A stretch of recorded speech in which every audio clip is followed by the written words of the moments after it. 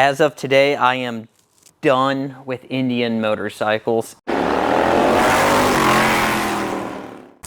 What's up, beautiful people of YouTube? Welcome back to the channel.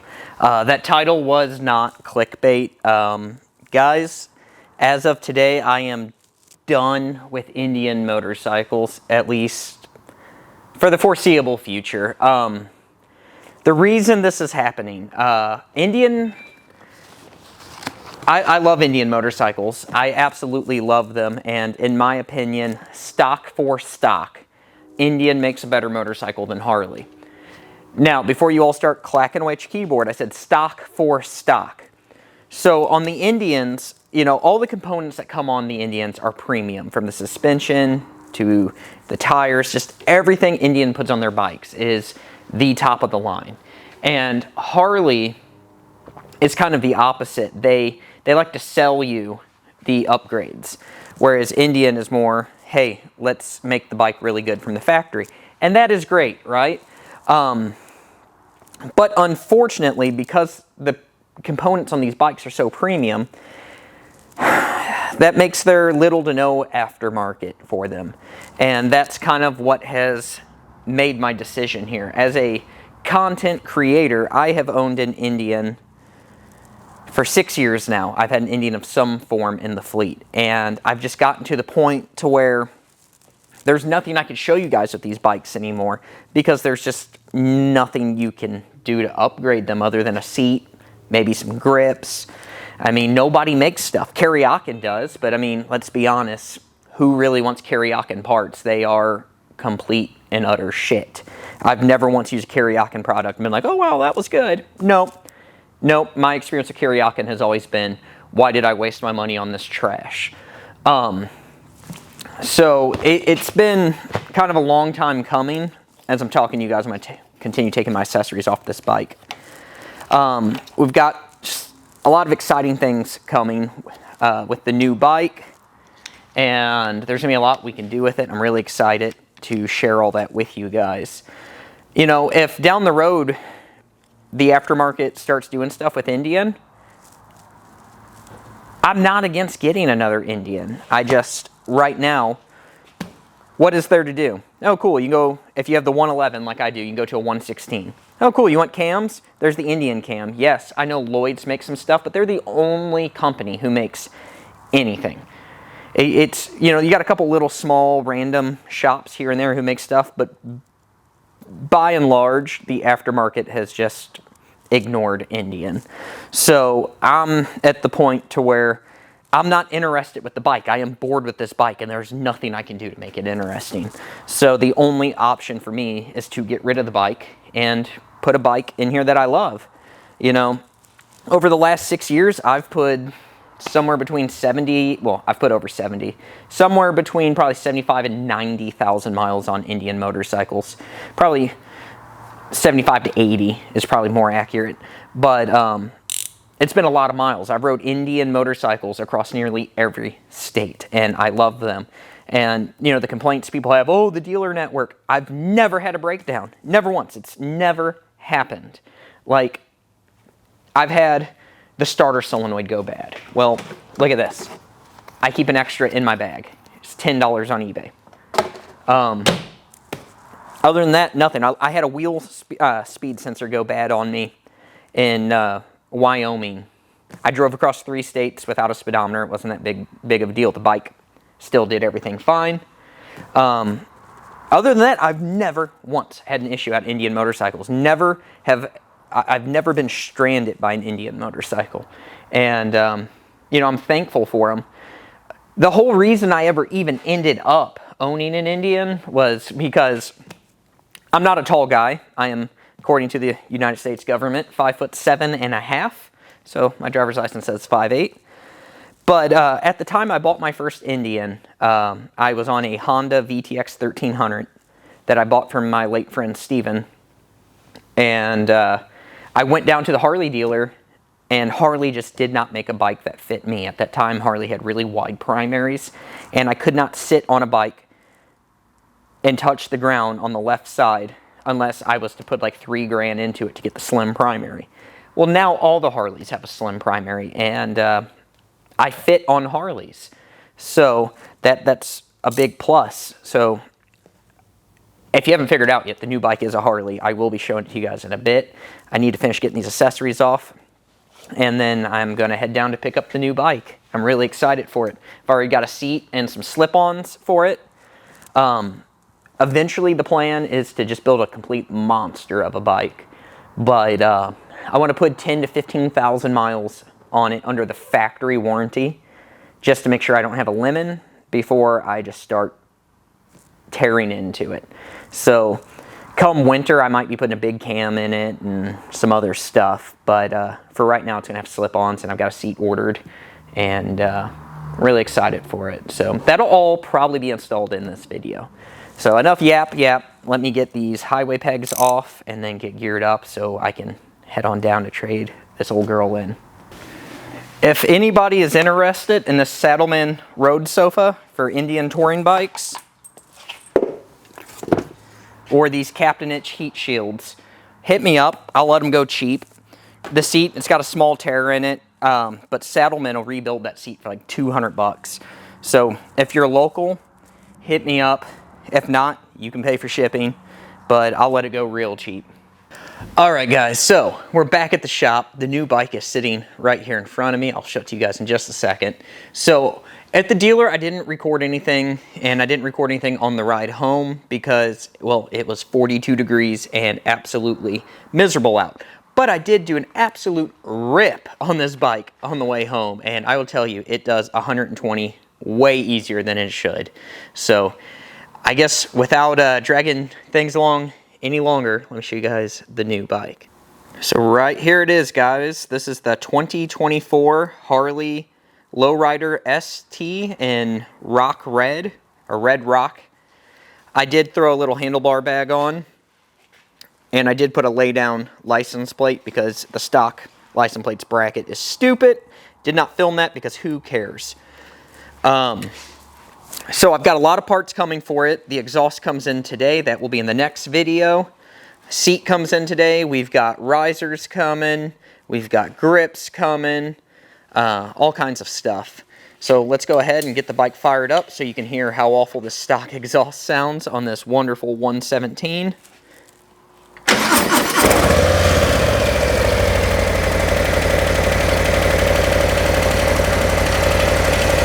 I don't know about y'all, but that stock exhaust, that does absolutely nothing for me.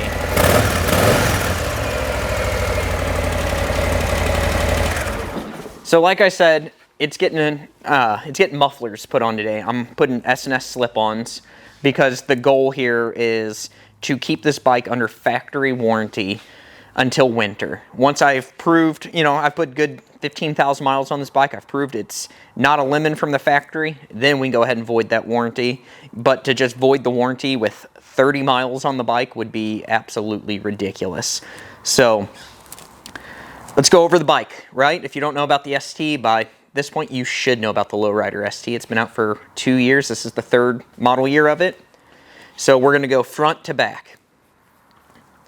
Starting at the front, we have inverted forks with Harley branded Brembo brakes. Dual front brakes. These calipers are absolutely massive and they stop incredibly well. It's on a good looking bronze wheel. The inverted forks feel amazing.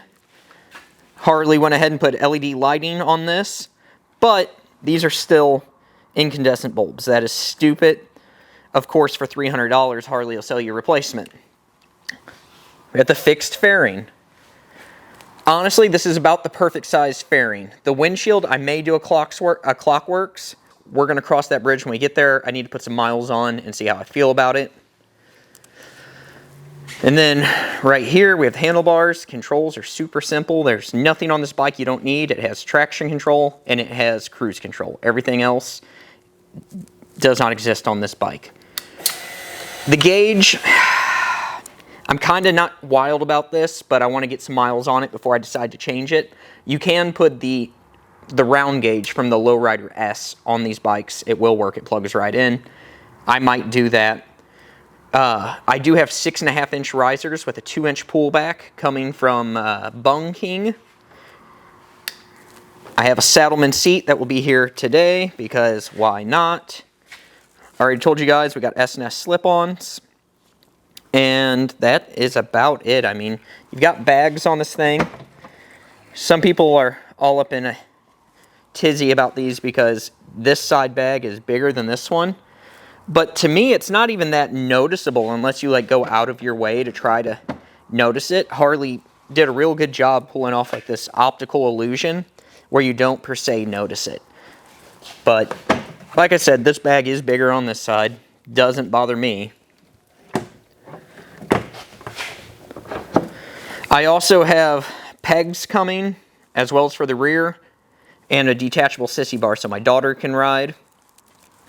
And I have grips coming also because these stock grips, I don't know what Harley thinks with these things, but they're slicker than shit. But I guess that's kind of enough jabbering about the bike. Let's go on and go out and ride this thing, right? So I'm going to stick the GoPro on the helmet. I'm trying something new with a mic. It might work. It might not work. I guess we'll find out and we'll see where this goes. But I'm ready to go ride, and it is a wonderful 65 degrees outside. So let's go do it. All right, guys. Well, here we go. I've never tried this new mic setup, so we're going to see how this goes. But this is the first real ride I'm going to be putting on this bike. You know, I put 20 miles on it, I think, yesterday on the way home, maybe 25. But we're actually going to go out today and see what we can do. Still getting used to the mid controls. Historically, I've never liked mids. But since the end of August, I've lost over 50 pounds, and I've started to find mids more comfortable. Woo! God, this bike just wants to go.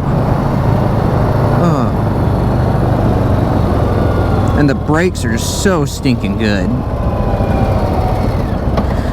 Don't worry, I'm not like just ripping on a cold engine. I warmed it up in the shop before I went out.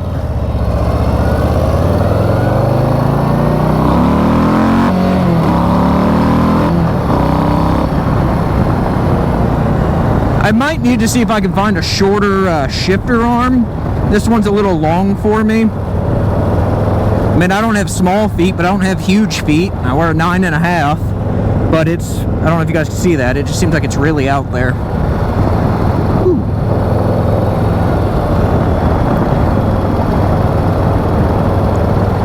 I feel like I get more wind than I did on the Springfield, but the wind is softer, if that makes sense. Like, I don't really feel like any obnoxious buffeting or these vents that Harley put around this thing really seem to soften the airflow. Man, this bike is just so nimble. It basically makes identical power to my Indian, to my old Indian. But the bike is 200 pounds lighter, and man, do you notice it. It is so just flickable, and I can't wait to get this thing into the mountains. This stock exhaust sounds like trash, but that's not really Harley's fault. You can blame the federal government for that. Really, if you want to blame anybody, blame the state of California. They ruin everything for everybody else. So I looked at some mufflers that didn't have cats in them, but first of all, that was going to void my warranty. Second of all, S&S prints on them in really big letters.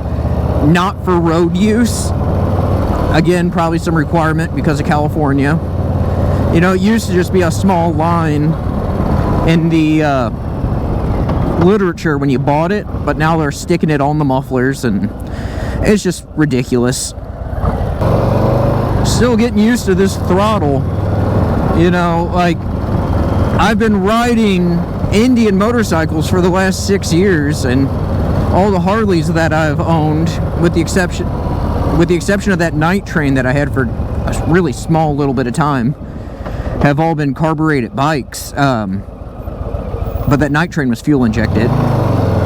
And man, that night train, I did not care for that bike at all. That old soft-tailed chassis leaves so much to be desired. Whereas like this new Softail chassis, it's pretty nice, man. This thing handles, I don't really think you could ask for much more for how this thing handles. You could put some cartridges in the front and monoshock in the back, and you could do that. Who knows, maybe eventually I will. But for stock, dude, this thing is just, this is really an impressive bike for stock. You could, especially if you're a shorter stature guy like myself, you could ride this bike bone stock and it'd be a decent touring bike for you. You don't really need to do anything to it. But isn't that half the fun of a Harley Davidson? Is they're kind of like AR-15s, they're Legos. You can buy any part you want and change it up however you want, make yours different than the next guy's.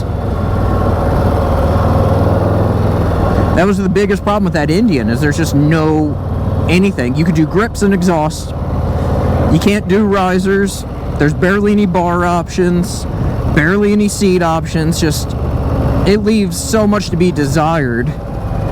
You know, like, the thing makes huge power, and you do a little bit of work to the engine with the aftermarket, not the aftermarket, there is no aftermarket, with the Indian upgrades.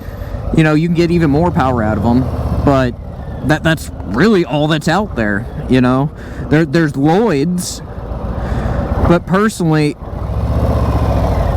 I don't like to buy stuff from a company that's the size of Lloyd's. You know, I like S&S personally because they have an entire ecosystem. I can build an entire engine with parts that were designed to work together. When you start mixing and matching aftermarket parts, you can run into some really ugly problems with tolerances stacking and whatnot.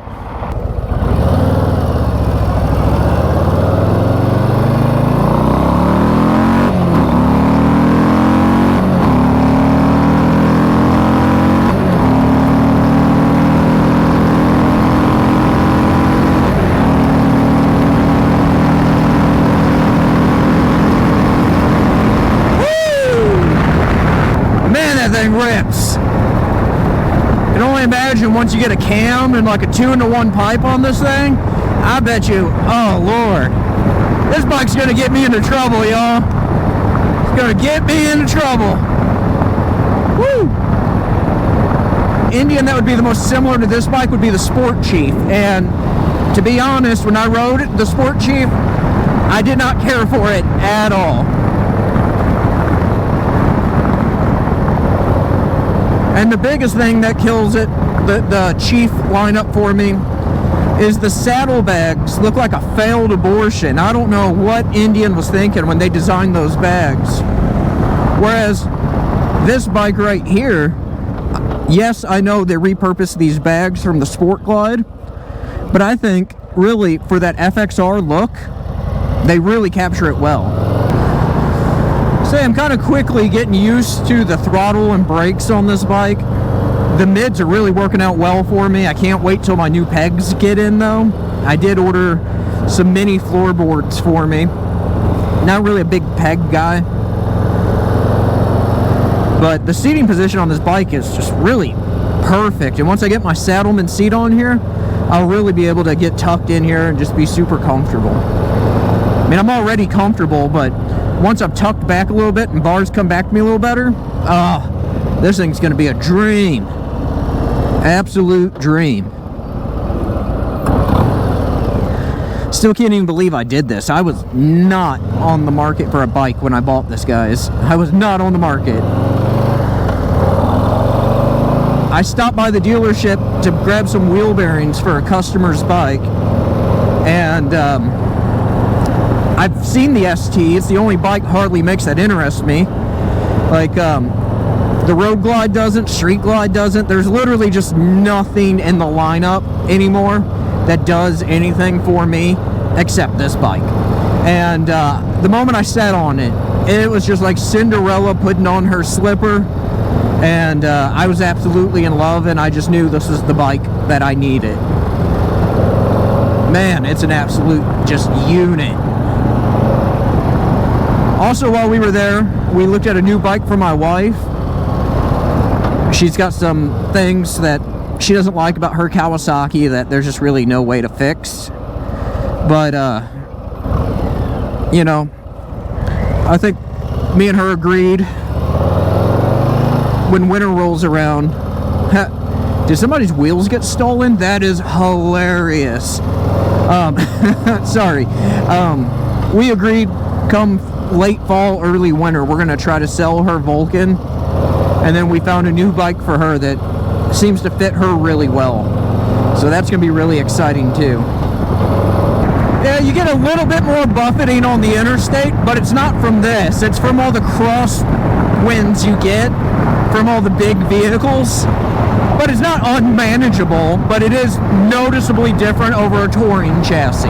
As long as you know that and expect it, it's really no big issue, I don't think. Alright guys, so I got to a stopping point. Put 60 miles on the bike, and I can't quite give a review yet because it's got 60 miles on it, right? But man, I'm loving this bike. This bike's going to get me in some serious trouble.